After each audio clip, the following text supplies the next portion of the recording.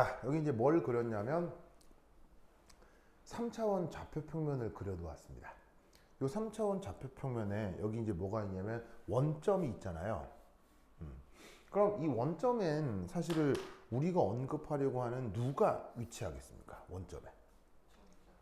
바로 원자 핵. 그래서 원자에서는 핵을 보통 원점으로 둡니다. 왜냐하면 전자에 비해서 핵이 더 가벼워요, 더 무거워요? 얘가 훨씬 더 무겁기 때문에 무거운 이 그 원자 핵을 원점으로 두고 여기 이제 어떤 위치를 표현하고 있는데 그 어떤 위치에 여기에 전자가 있는 상황을 생각해 보겠다 이런 얘기지. 아시겠죠?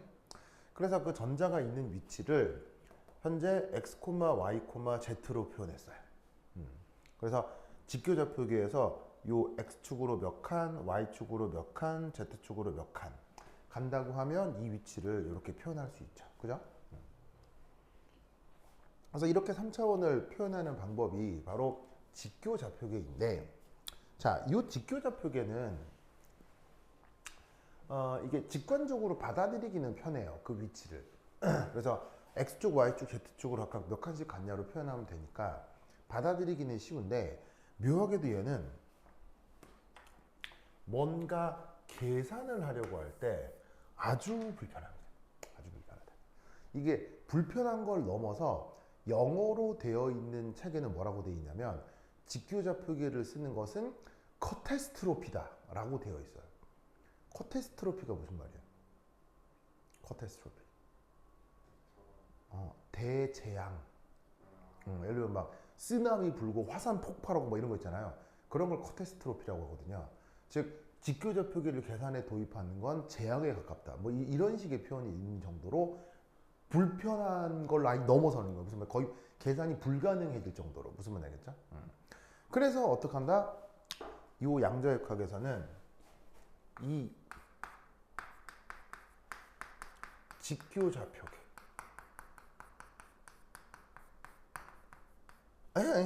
직교 뭐야? 직교좌표계가 아니고 바로 극좌표계. 얘를 도입해 사용합니다. 뭐를 도입한다고요? 극좌표계를 도입해 사용합니다. 자, 그러면 극좌표계를 도입한다 라고 할 때 우선 첫 번째 1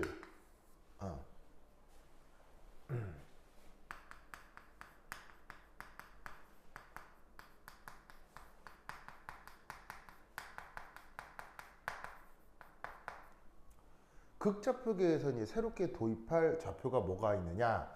우선 첫 번째 1 핵에서 전자까지 거리입니다. 자, 핵에서 전자까지의 뭐라고요? 거리. 그거를 어떻게 표기할 거냐면 R. 자, 그러면 그게 뭐냐?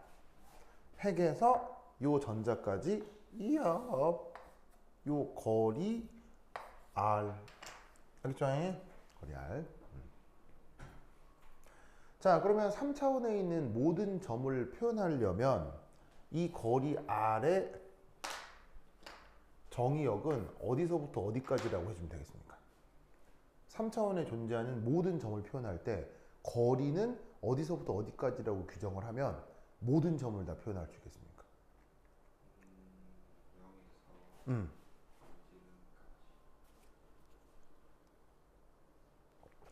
위치는 크기가 없죠.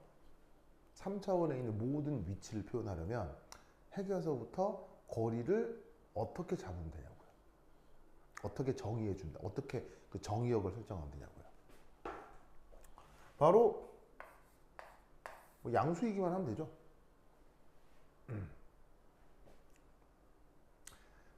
거리가 0이라고 하면 위치 어디를 얘기하는 거겠어요? 원자 핵. 그리고 거리가 무한대면은 핵에서 멀리 떨어진 위치인 거고요. 무슨 뜻인지 아시겠죠? 그래서 핵에서 전자까지 거리를 R이라고 하면 그건 0보다 크기만 하면 모든 점을 표현할 수 있는 수단이 된다는 얘기죠. 두 번째,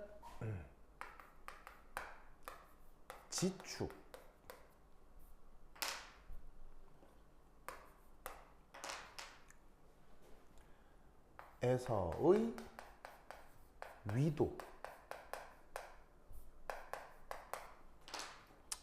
시타. 자, Z축으로부터의 위도라고 하는데 어떻게 규정이 된 거냐면 Z축이 어디 있어요? 여기 있잖아요. 여기에서 요 거리에 해당하는 요 방향 벡터까지의 요 각도, 요거를 시터라고 합니다. 무슨 뜻인지 아시겠죠? 그러면 저 시타를 몇 도에서 몇 도로 잡으면 3차원에 있는 모든 위치를 다 표현할 수 있을까요?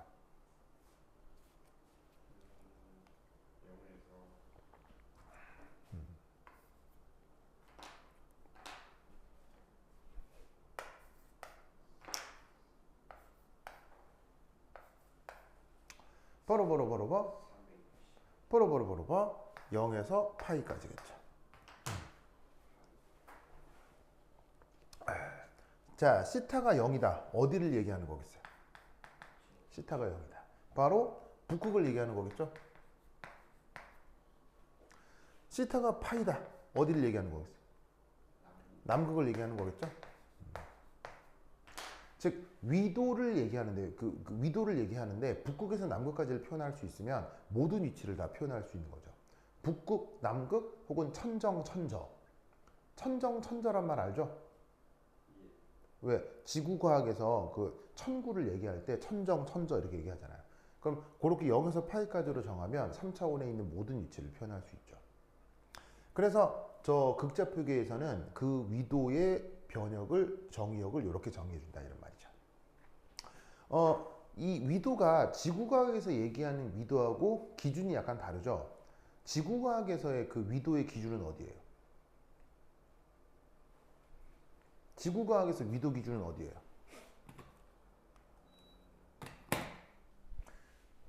지구과학 적도가 0도잖아요. 그래서 지구과학에서는 적도를 0도로 잡고 북극을 플러스 90도, 남극을 마이너스 90도로 이렇게 정하잖아요.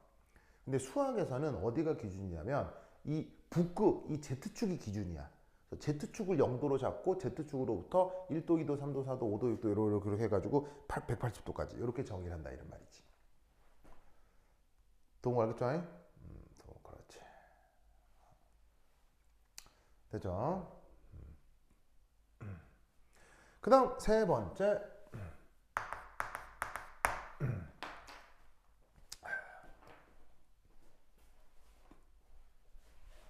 X축에서의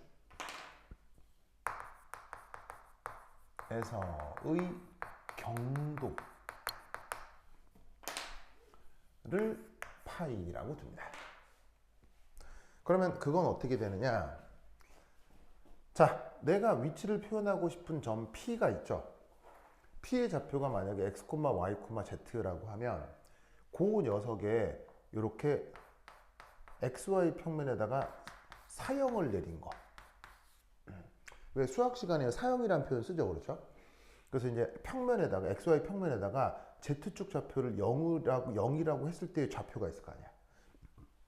그럼 원점에서부터 그 점까지 직선을 하나 그리고 요 X축에서 얼마나 떨어졌느냐 그 각도를 파이. 알겠죠? 저 각도를 파이. 그러면 저 파이를 어떻게 영역을 정의하면 3차원에 있는 모든 점을 다 표현할 수 있을까요?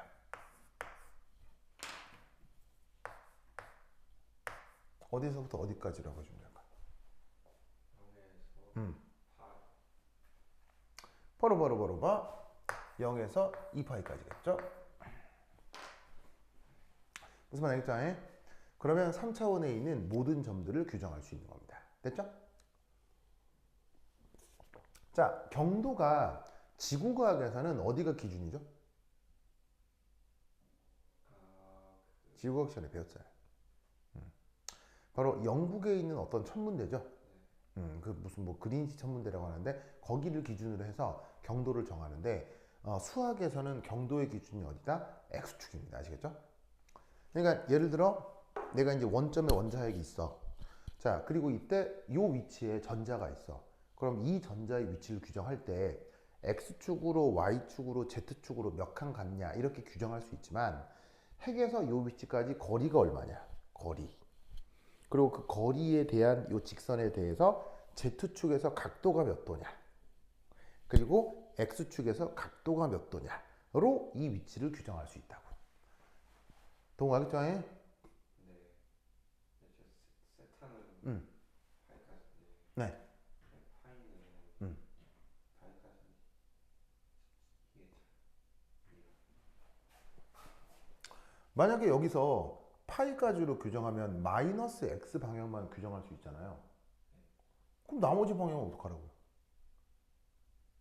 근데 네. 근데 그러면 세타도 어. 파이까지면 어. 이거 반대 방향은 위도는 높냐 낮냐잖아요. 기하학적인 이 감각이 좀 헷갈리나 보네. 자, 잘 봐요. 잘 봐. 시타가 만약에 0도라고 해봐요. 어디에? 북극이잖아요. 그럼 시타가 만약에 2파이라고 해봐요. 어디에? 똑같잖아요. 근데 그러면은 네. 저게 저 P 점이 만약에 마이너스 어. 저거를 음. 옆으로 대칭시켜서 네. 마이너스 Y에 있다 음. 하면 음. 그러면 세타 그냥 저때 세타랑 마이너스 Y 자, 봐요. 핵으로부터 이 위치에 있다고 했을 때 시타의 정의는 Z 쪽에서 떨어진 각도라고요. 그럼 Z 쪽에서 떨어진 각도는 어디를 다 커버하냐면 여기를 다 커버하는 거예요. 무슨 말 알겠어요? 방향은 상관이 없나요? Z쪽에서 떨어진 각도니까 이거 하나 이거나 관계가 없죠. 핵에서 만약에 이 위치다. 이 위치라고 하면 Z쪽에서 떨어진 각도는 이거잖아요.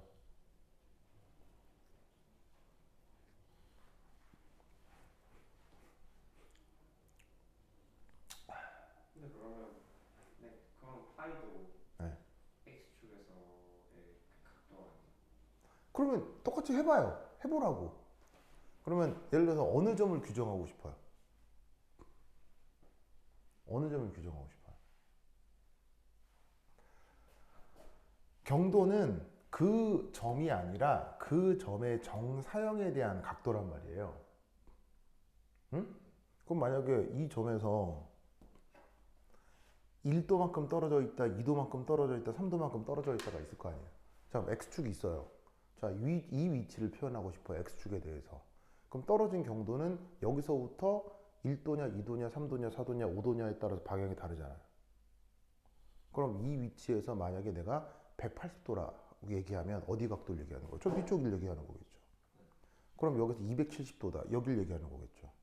그럼 280도, 290도, 360도까지 다 다른 방향이잖아요. 경도는.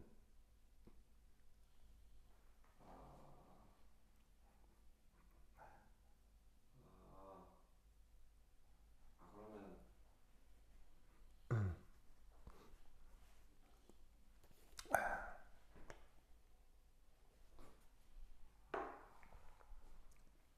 네, 또 뭐?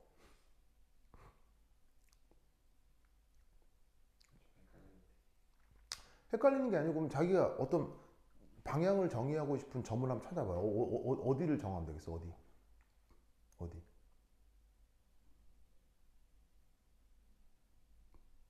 어디? 아, 그래요. 뭐 이게 헷갈릴 수 있는데 경도는 X축을 중심으로 시계 반대 방향 회전을 얘기하는 거예요.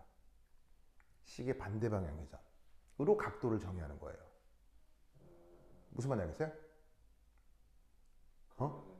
근데 위도는 그냥 Z축에서 떨어진 각도를 얘기하는 거예요. Z축에서 떨어진 각도를 위도로 정의하는 거라고요. 그러면은 음. 저거 파이는 네, x 지구과학에서 그렇게 정하잖아요.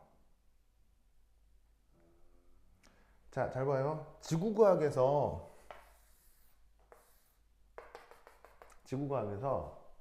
자, 위도 30도라고 하면 어디를 얘기하는 거예요? 지구과학에서 위도 30도. 그러니까 예를 들면 뭐 북이 30도라고 얘기하면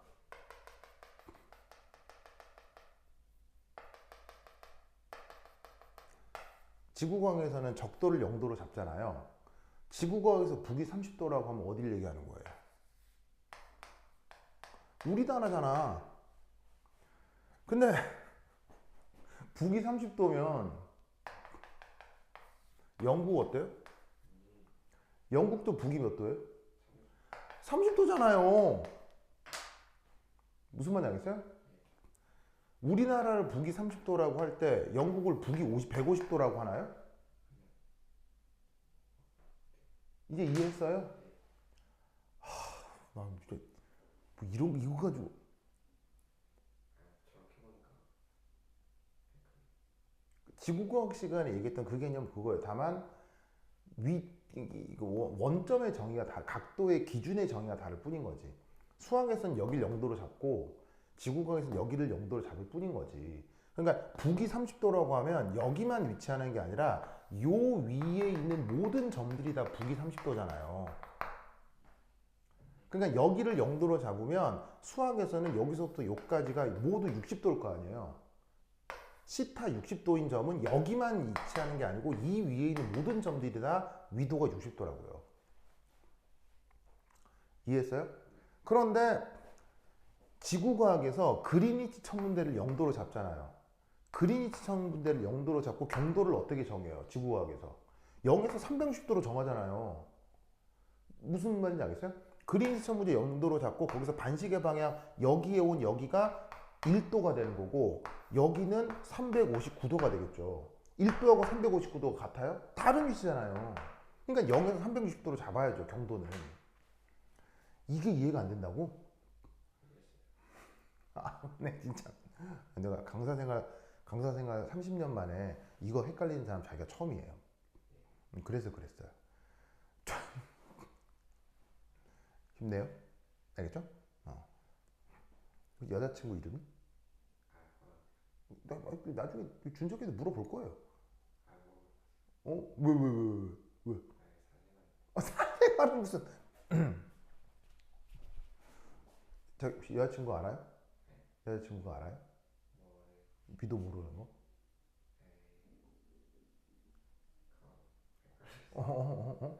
이제 이해했어요? 이해했죠? 참네. 됐죠? 됐죠? 좋아. 아이고.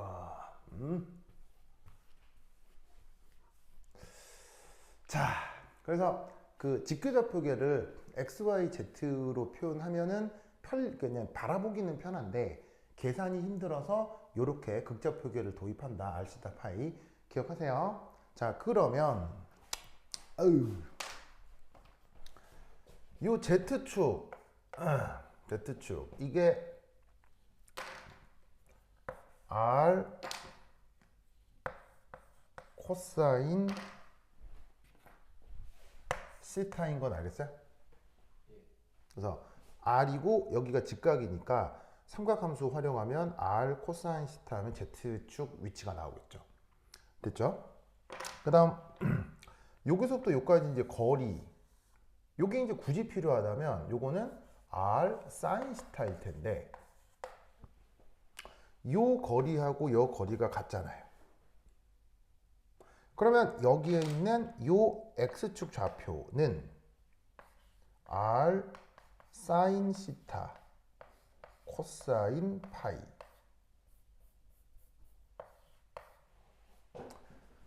됐습니까? 그러면 여기 있는 y는 r 사인 시타 사인 파이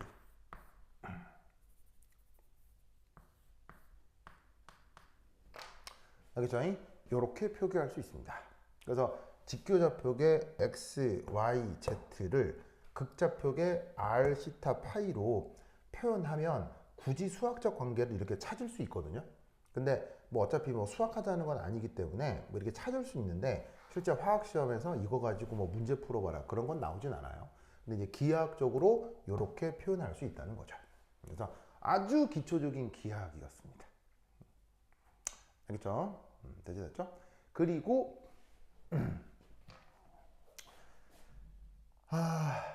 자기가 헷갈려한 이 정의역 있죠? 이 정의역 또 나옵니다. 왜냐하면 저걸 활용한 적분을 한 번 하게 되거든요. 그래서 저 정의역이 위도는 0에서 파이까지, 경도는 0에서 2파이까지라는 사실을 알고 있어야 돼. 알겠죠?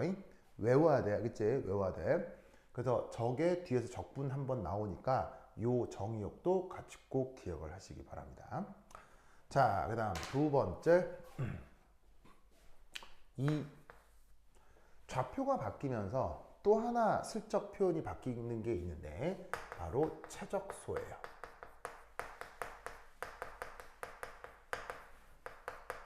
자, 최적소가 의미상으로는 3차원 중적분 DO이지만 이 녀석이 이제 시각적으로 봤을 때는 dx, dy, dz였단 말이에요. 그까지는 기억나죠?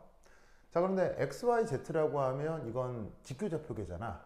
근데 이 직교좌표계를 앞으로 뭐로 쓰겠다고? 극좌표계로 바꾸어 쓰면 이 값이 어떻게 표현되느냐? r 제곱 사인 세타 r d 시타 d 파이 이렇게 표현됩니다.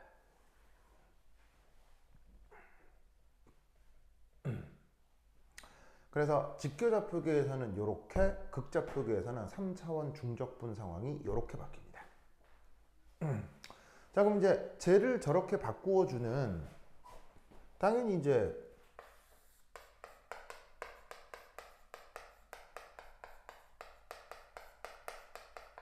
증명 과정이 있겠죠. 있긴 있겠죠.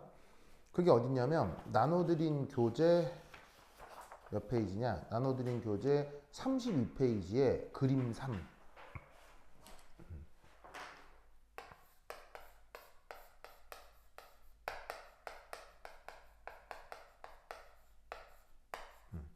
요게 얘를 이렇게 바꾸어주는 그 증명 과정입니다.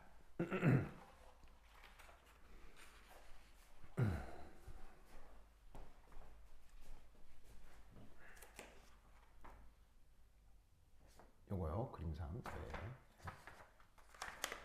요거.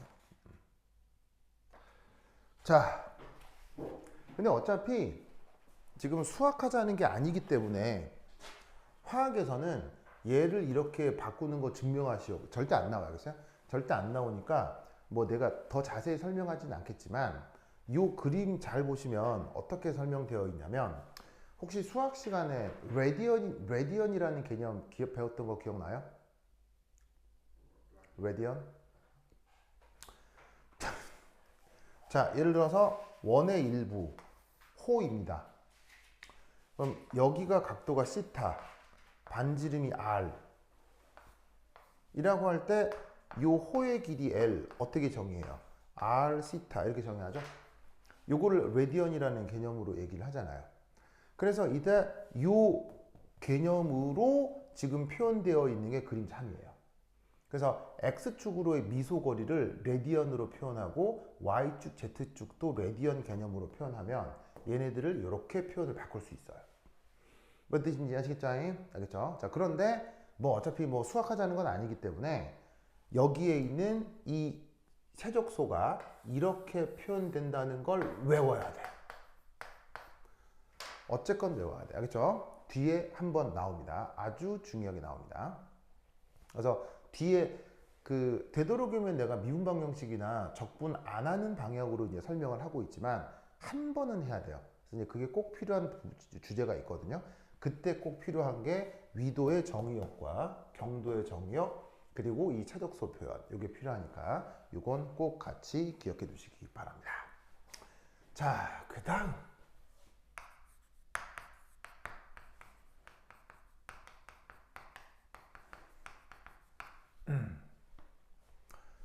그다음 이제 중요한 그 내용 중에 하나가 변수 분리라고 하는 내용이에요. 자, 그래서 우선 첫 번째 1.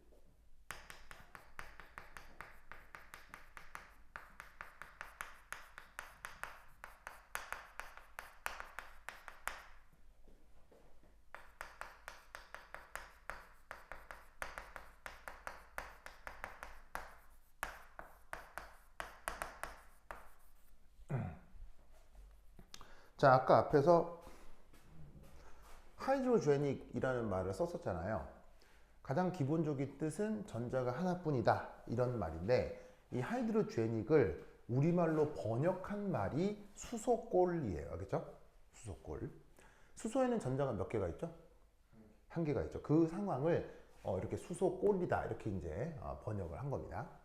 자, 그거를 지금처럼 이렇게 양자역학을 도입하지 않더라도 고전역학적으로 표현해 볼 수 있거든요. 그래서 이제 그 상황을 좀 얘기를 하면 이렇게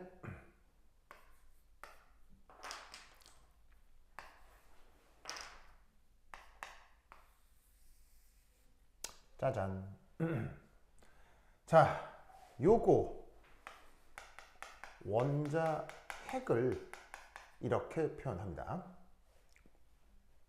자, 이때 여기에 있는 E 플러스의 표현은 뭘까요?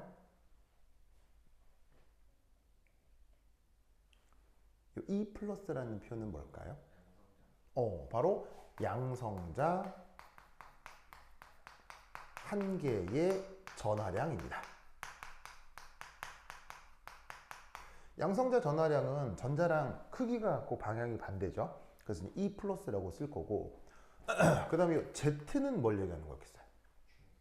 Z는 원자 번호입니다.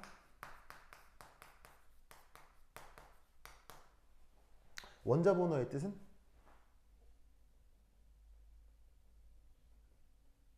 원자 번호의 뜻은? 핵 안에 들어있는 누구의 개수? 양성자 개수죠. 양성자 한 개 전하량이 얼마라고요? E 플러스. 양성자 개수가 몇 개 있다고요? Z개 있죠? 그럼 두 개를 곱하면 원자핵의 전하량을 표현하는 거라고요. 그래서 원자핵 전하량을 표현을 할 때 항상 이렇게 ZE 플러스라는 표현을 주로 씁니다. 자, 여기서 이 핵 주변에 짜자자잔. 자, 이런 식의 이제 전자 궤도가 있고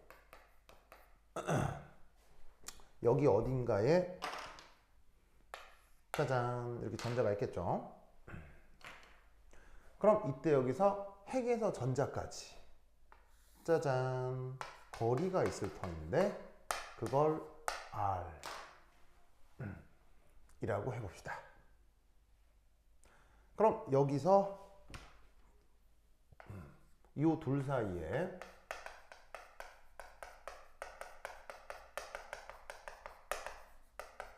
위치 에너지를 나타내 보자 라고 하면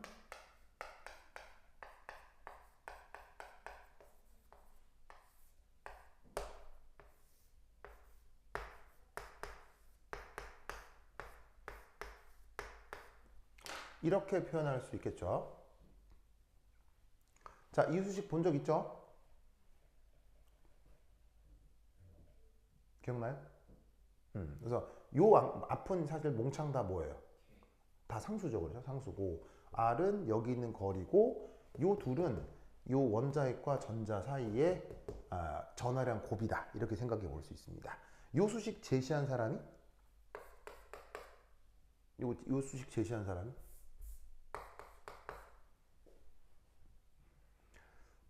쿨롱이라고 하죠. 쿨롱이라는 이름 들어본 적 있나요? 그래요? 그래서 어떻게 되느냐? 쿨롱에 의해서 제시된 수식으로 이 원자핵과 전자 사이에 위치 에너지를 이렇게 표현해 보았습니다. 그래서 얘를 뭐 살짝 어떻게 또 변형할 수도 있냐면, 뭐 정리를 볼 수 있냐면, 마이너스 4파이 입실론 제로분의 ZE 제곱 이라 쓰고 R분의 1 이렇게 쓸 수도 있겠죠. 그래서 양성자 전하력은 플러스고 전자 전하력은 마이너스니까 여기서 보시면은 플러스 곱하기 마이너스는 뭐가 돼요? 플러스 곱하기 마이너스는 마이너스가 되니까 앞에 튀어나오는 거고, 그 다음에 어차피 이제 뭐 원자 번호도 원자 핵이 정해지면 정해져 있을 거 아니에요.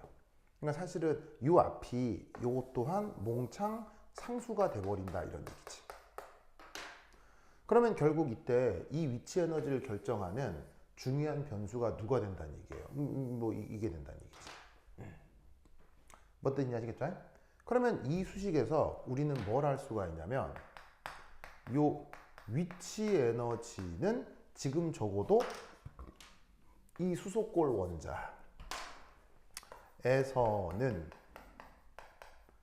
오직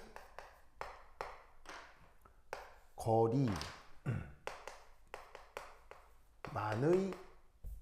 변수겠고, 거리만의 함수겠구나 라고 생각해 볼 수 있는 거죠. 거리가 결정되면 어차피 이 앞은 다 상수니까 요거 넣어주면 바로 요게 뿅 이렇게 결정되는 구조일 테니까. 알겠죠? 그러면 이때 묘하게도 극자 표계에서 있어야 되는 또 다른 변수가 뭐가 있어요?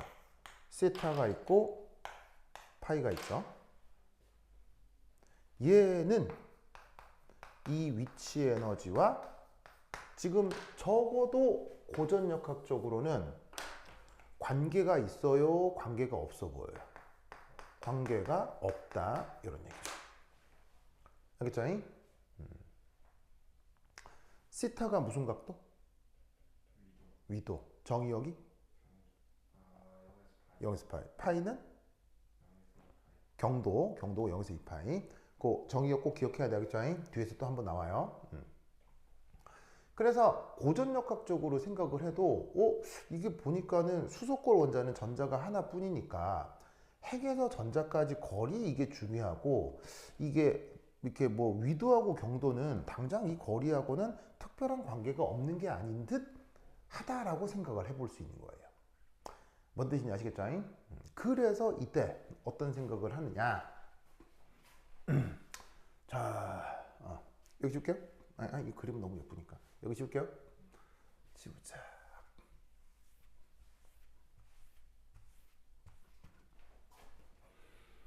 그래서 저 1.5 변수 분리해서 두 번째 2 파동함수 0으로 웨이브 펑션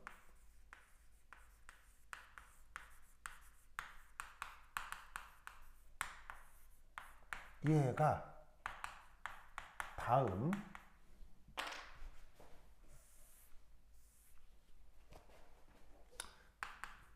두 부분으로 인수분해 된다고 가정합니다.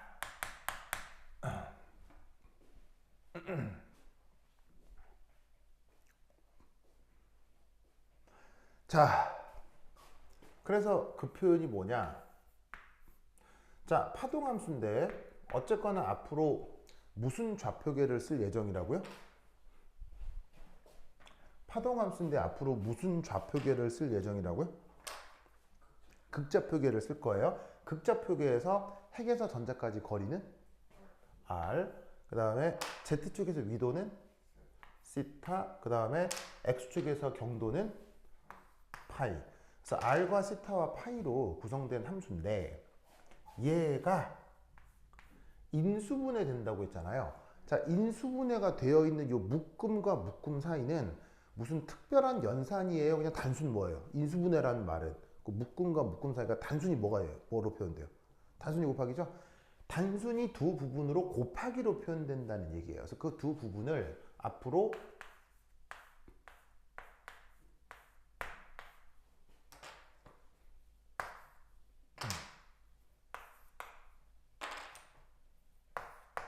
이렇게 표현을 할 겁니다. 그래서 이 사이가 그냥 단순 곱하기, 단순 인수분해, 알겠죠? 이렇게 곱하기로 연결된다 라고 가정을 해줍니다. 자, 그럼 봅시다.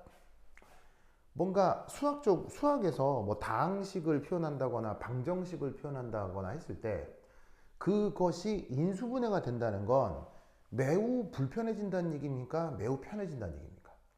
매우 다뤄지기 편해진다는 얘기인 거죠. 바로 그거예요.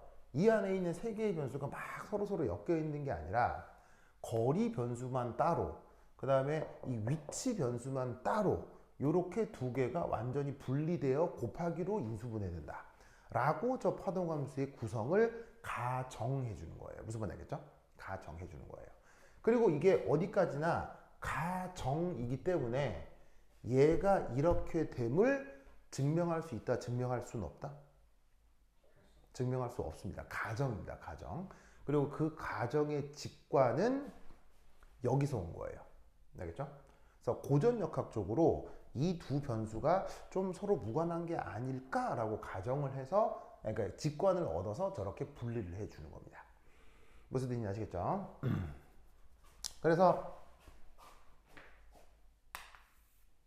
재밌는 건 요걸 증명할 수는 없습니다.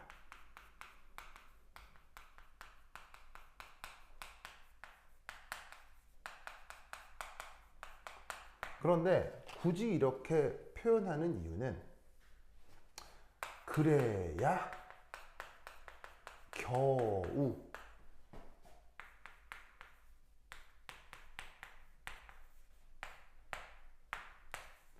요게 풀릴 수 있기 때문입니다.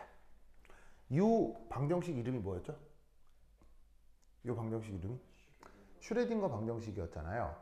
슈레딩거 방정식의 H 이름이 뭐였죠? 해밀토니안 오퍼레이터라고 했죠. 뭘 구해주는? 뭘 알게 해주는? 역학적 에너지. 그래서 역학적 에너지를 구하게 해주는 해밀토니안 오퍼레이터로 연산을 하는 건데, 말씀드렸지만 써보진 않았지만 되게 복잡한 수식이라고 했죠. 그 복잡하니까 풀기 쉽겠어요? 풀기 어렵겠어요? 풀기가 굉장히 어렵습니다. 그 어려운 걸 겨우 풀게라도 하려면 이렇게 된다는 얘기예요. 그래서 증명은 안 되지만 그래야 겨우 요거의 해를 구할 수 있습니다.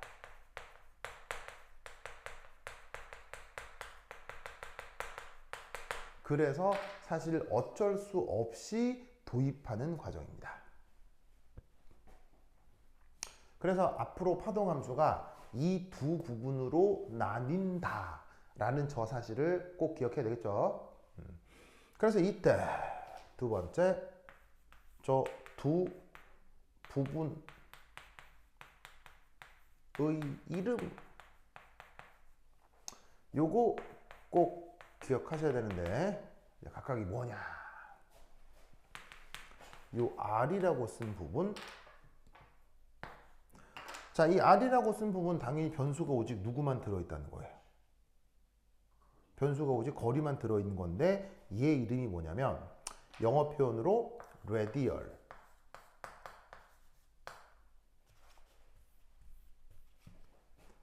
part라고 합니다. 네, part라는 이름을 쓰기도 하고 function이라는 표현을 쓰기도 합니다. 이름이 뭐라고요? 이름이 뭐라고요? radial part, 알겠죠? radial이 아니고 radial. 다시 시작. 왜 발음이 이렇게 구려요? 이렇게 발음이 이렇게 구려? 영어 공부 열심히 해요? 진짜로요? 오, 좋은데요? 잘했어요? 그래. 영어 열심히 해야겠죠? 영어. 지금 학교에서는 영어 그렇게 중요하다는 생각들을 안 하잖아요. 나중에 대학 가면 어떻게 되게요? 나중에 대학 가면 수학하고 과학은 똥이에요, 똥. 무슨 말인지 알아요? 수학하고 과학 잘하는 건 똥이에요, 똥. 아무런 경제적 가치가 없어요. 근데 영어 잘하면 어떻게 되죠? 대학에서? 왔답니다. 예. 대학 가고 성인 되면 영어 왔답니다. 수학, 과학은 똥이에요, 똥. 아무도 수학, 과학 잘하는 거 뭐냐면 대단하다고 생각하지 않아요. 예. 참 과학고학생들이 그걸 몰라. 과학고나 영재고안에서는 막 수학 문제 잘 풀면 우와 박수 쳐주고 막 이러잖아요. 사회 나와봐 똥이에요, 똥. 이상하네요. 그 사회 나와서 수학과학 문제 잘 풀면 이상하네요. 엄청 이상하네. 너 찐따 아니야? 뭐 이렇습니다. 알겠죠? 근데 뭘 잘해야 된다고? 영어. 알겠죠? 영어. 어쨌건. 자, 그래서 레디얼 파트라고 하고 우리말 번역은 방사상 마디. 아니, 방사상 부분. 이렇게 번역을 해요. 그래서 파동함수를 두 부분으로 나누는데 첫 번째 R로 표현된 이쪽을 radial part라고 합니다. 자, 그 다음 나머지 부분도 이름이 있겠죠? 자, Y라고 쓰는 부분인데 자, 여기에는 변수가 누구하고 누구? 세타와 파이 얘가 들어갈 겁니다. 자, 얘는 이름이 뭐냐?